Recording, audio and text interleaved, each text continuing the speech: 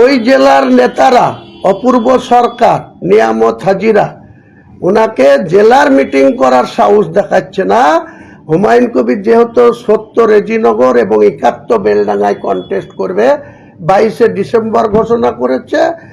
এখন সেই বেলডাঙ্গাতে 17 তারিখে রোড শো করতে যাবে, তার পুলিশ প্রশাসন হেলিপ্যাড করছে। আমার কাছে এটাও খবর আছে যে উনি ওটাও যাবেন না।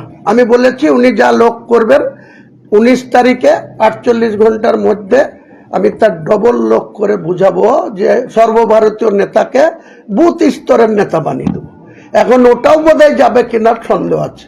আপনারা খবর নেন, 17 তারিখের প্রোগ্রামও বাতিল হতে পারে সর্বভারতীয় নেতার। আর যদি বাতিল না হয় আমি ওয়েলকাম জানাচ্ছি, করুন উনি। এবং উনি যা লোক নিয়ে করবে, আমরা ড্রোন ক্যামেরা রাখবো, আমাদের নিজস্ব ক্যামেরা রাখবো। 1000 লোক নিয়ে উনি রোড শো করছেন, আর আমি 19 তারিখে তার ডবল লোক নিয়ে সেই জায়গা থেকে রোড শো করবো। এটা আমার চ্যালেঞ্জ। বেলডাঙ্গা।